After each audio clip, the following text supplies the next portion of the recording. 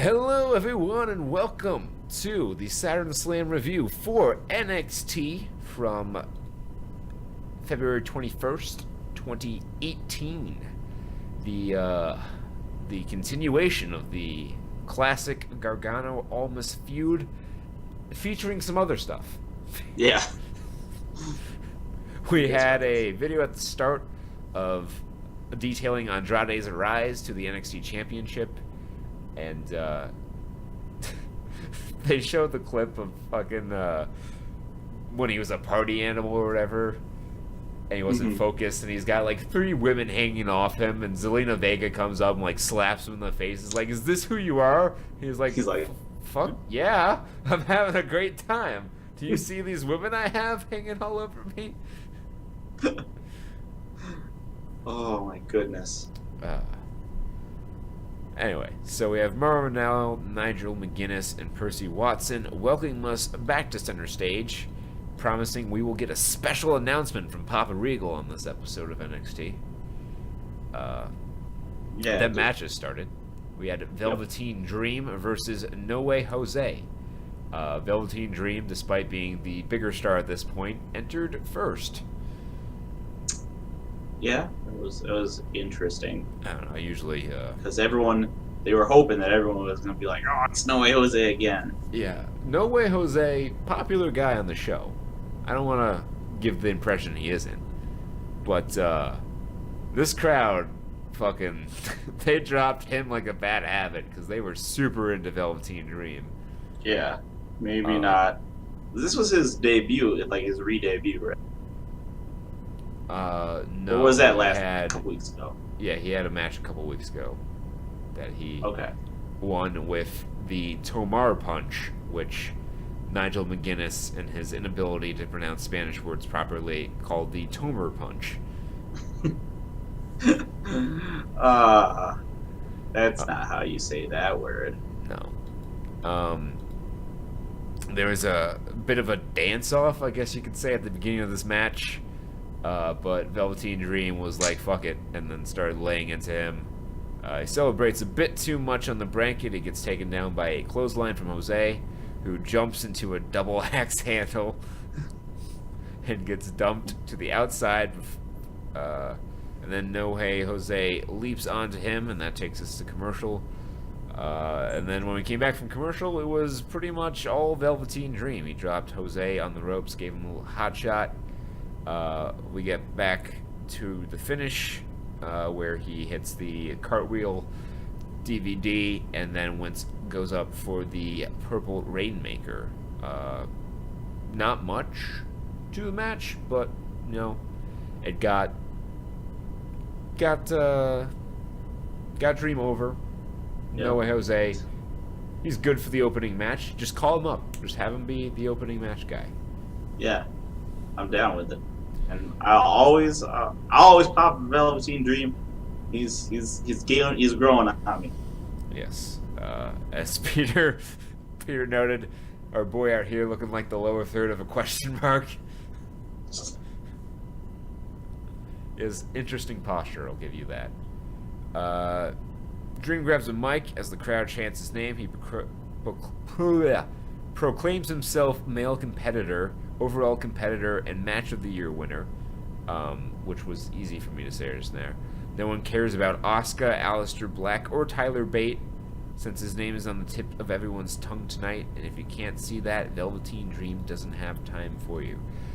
This appears to be leading. This is twice now he's called out Tyler Bate specifically by name, so they're going to do the match at some point. Hopefully,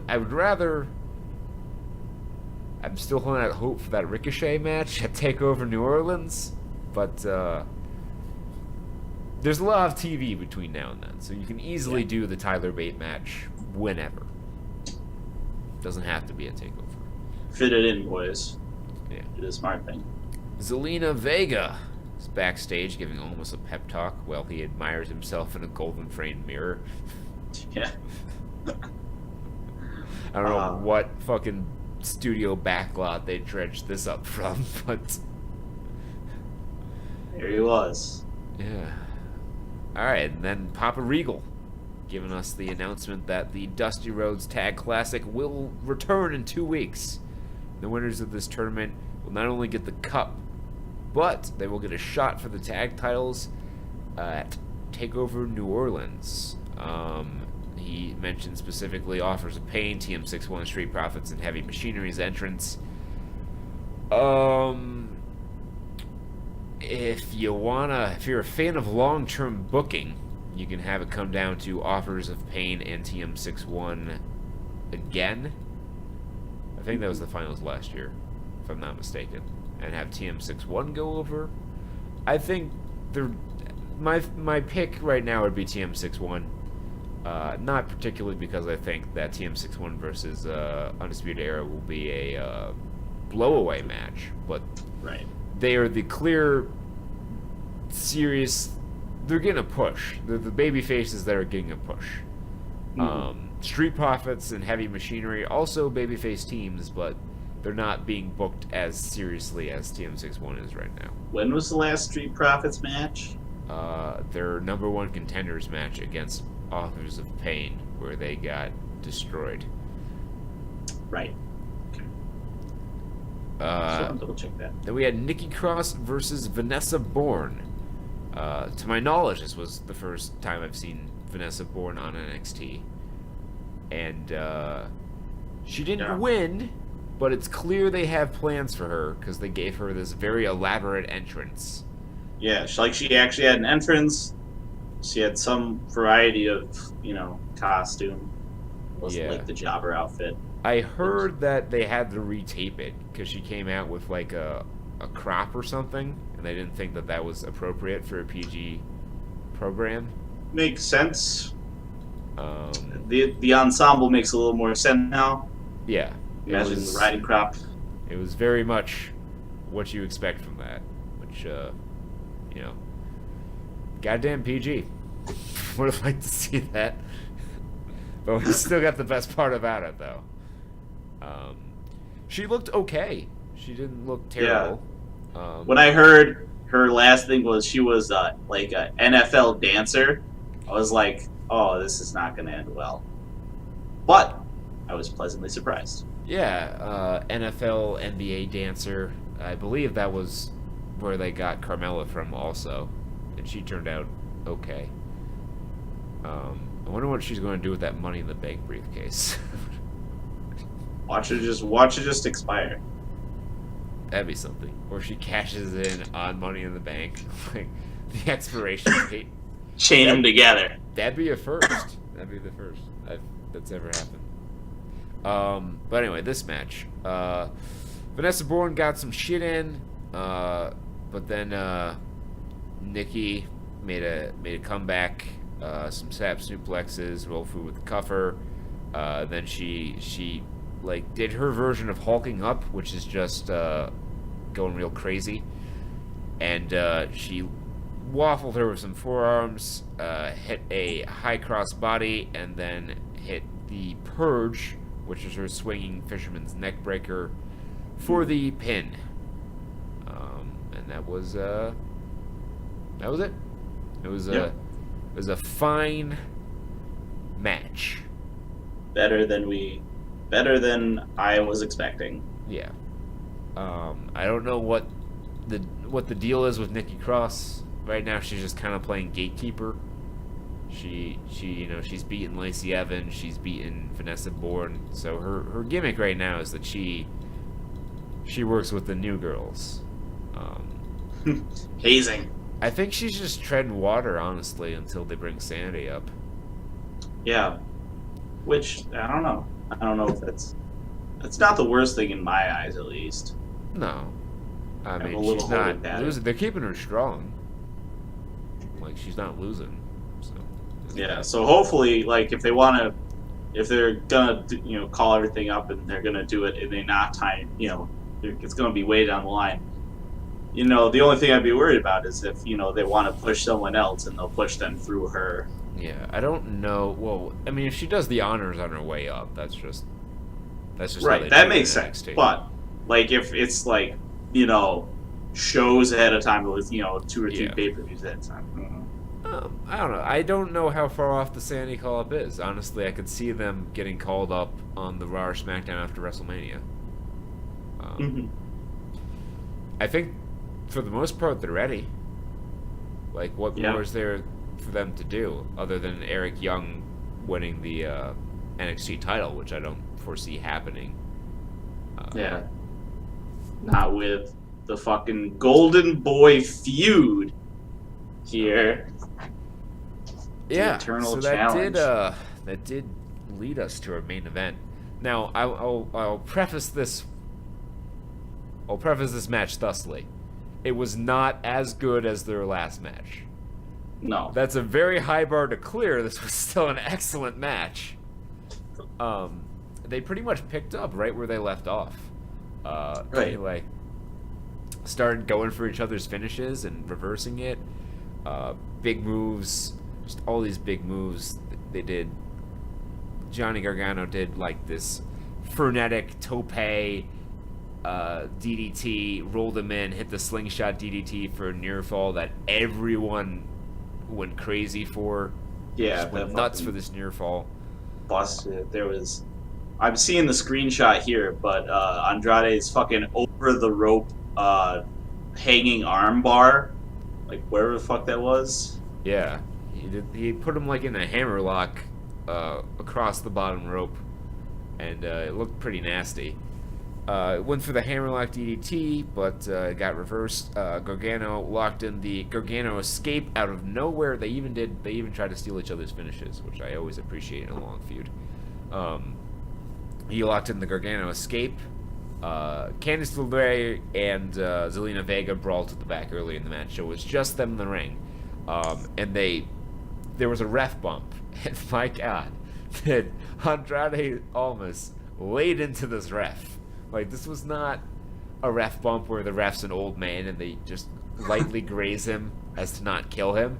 Like, he took a shot with that elbow, and he went down hard. He sold that. Like, this ref, if they ever need to do a ref bump, he should be the ref in this match. Took a great bump. Gargano got the Gargano escape locked in, and my only problem with the match here is that he didn't win. Like, I mean, not like he didn't win, but like almost didn't tap out. Gargano didn't get the visual victory. Now, I think it's a better story if Almas taps out, there's no referee, then Ciampa comes down and whacks him with the crutch. Yeah, that's like all the pieces coming together. Yeah, because then he has legitimate claim, being like, I won that match. There was no referee. That's not my fault. But as it stands, he didn't even get that. I don't know. It's a nitpicky thing. But at a critical point in the match, it's sort of important. Yeah, I'm sure they'll come up with some solution to this. I don't expect Gargano to be back on television until, at the earliest, the Go Home show for TakeOver.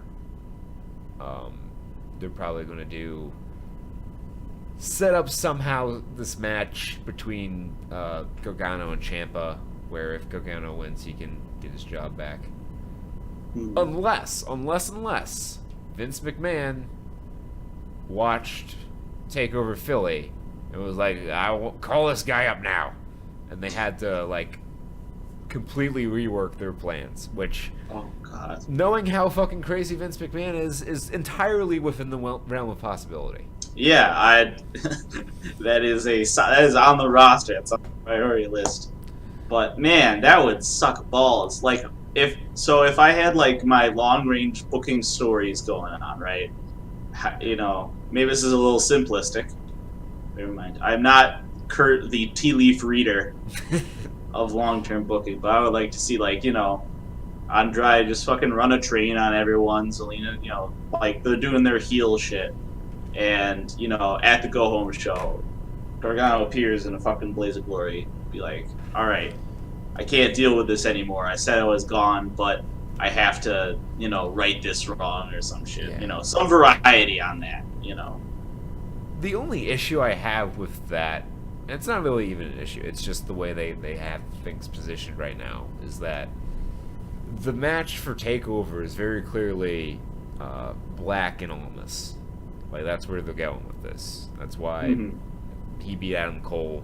That's why he's going to beat Killian Dane in a couple weeks. You know, they're really building up to that. He wants the NXT title, and legitimately no one else has a more claim to it than him, because he hasn't been beaten yet. What you could do, even if it has happened that Vince wanted Gargano on the main roster, and he's on like 205 Live or whatever, you can have him wrestle on 205 Live or Raw or SmackDown, but like you can have him come down and settle his score with Ciampa. Like, they've had people come down from the main roster and work NXT before. Not recently, but in the earlier days of NXT, that was pretty common. Cesaro would work NXT a lot. Natalya would work NXT a lot. Tyson Kidd had a career renaissance in NXT. So there's precedent. It's a valid move in the playbook. Yeah. Fucking... Honestly, it's a good career move for some of these guys. Like, Dolph Ziggler should go down to NXT. Maybe learn how to wrestle. Have him take a fucking master class in having a fucking thing to be. Just fucking... Dolph Ziggler's the perfect example of just because you do the same moves as a wrestler doesn't make you that wrestler. Like, he tries so hard to be Shawn Michaels, but he doesn't have the timing and he doesn't have the what made Shawn Michaels. But that's not his fault, because he's not Shawn Michaels. He's Dolph Ziggler. But he spent his entire career trying to be Shawn Michaels instead of Dolph Ziggler. And that's why no one cares about him. Yep. And he's in a nutshell. Perennial jobber to the stars. Zelina returns. She celebrates with Almas. Got a lot of pronouns on my notes here, so it's got me jumbled. So I guess it's worth clearing up. During the ref bump, Ciampa comes in and gives the crutch shot, the crutch bump, and hammerlock DDT. Yeah. And I really, I'm glad you brought us back to that, because I really enjoyed when the ref is counting the pin. He goes 1, 2, and he really doesn't want to count 3. Yeah, and everyone's like, he can't. It's like a fucking anti-near fall. No way. And then eventually he does it, and man, Mauro Ranallo fucking put this. He sold this so much. As bad as Joey Styles was trying to get Cyrus the Virus over, Mauro was this good getting selling the severity of this. Said that, fucking he ruined Gargano's life. Just thank you, Johnny. This is such a travesty. Crowd chants thank you, Johnny. Candice comes back out. They hug. They they go. There are tears. There's tears. Johnny just looks. He just looks out. And he's just like, I let you guys down. I'm so sorry. Just dead inside. What's the name of that song? Dead Inside. Wrote it today. But yeah, it was excellent main event.